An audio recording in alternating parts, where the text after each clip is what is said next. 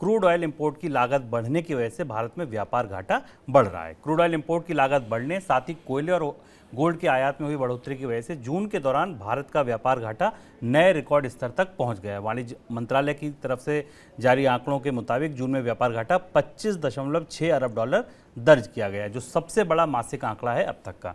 जून के दौरान देश से करीब 63 अरब डॉलर की वस्तुओं का आयात हुआ, जबकि निर्यात 38 अरब डॉलर का हुआ। सर, व्यापार घाटे में इतनी बड़ी बढ़ोतरी पहली बार देखी गई, क्या वजह है इसकी? व्यापार घाटे में रिकॉर्ड बढ़ोतरी है। मतलब अगर आप जून का ट्रेड डेफिसिट देखें तो करीब 25.63 बिलियन डॉलर के आसपास है। इसमें सबसे बड़ा हिस्सा, लगभग 10 बिलियन डॉलर का हिस्सा कोयला और तेल के आयात का है, जिसने भारत के पूरे व्यापार संतुलन को बुरी तरह हिला दिया और उसका असर हमें आज बाजार पे दिखाई भी दिया। अगर आप पूरा व्यापार घाटा देखें तो ये पिछले साल की तुलना में जो आंकड़े दिखाई दे रहे हैं, पिछले साल भारत का व्यापार घाटा जून में मर्चेंडाइज डेफिसिट 31 बिलियन डॉलर था, जो डबल होकर 70 बिलियन डॉलर के आसपास पहुंच गया है जून के फिस्कल ईयर में, जून तक की स्थिति में। अब अगर आप इस पहले क्वार्टर का आंकड़ा है ये जून तक का, अगर आप इस आंकड़े को देखें और इससे समझने की कोशिश करें कि जितना रुपया कमजोर होता जा रहा है, उतना ही कोल और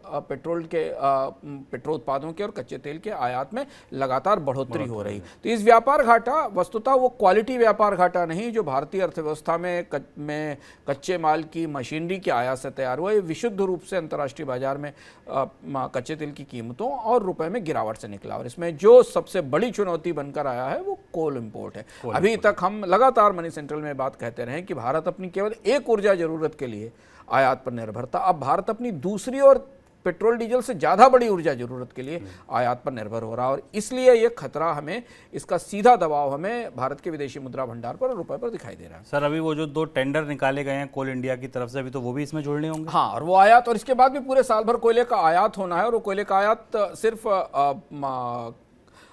कुछ CIL के, कोल इंडिया लिमिटेड के लेवल पर भी नहीं है, बाकी और भी जो प्राइवेट इंडिपेंडेंट पावर प्रोड्यूसर्स हैं वो भी इंपोर्ट करेंगे।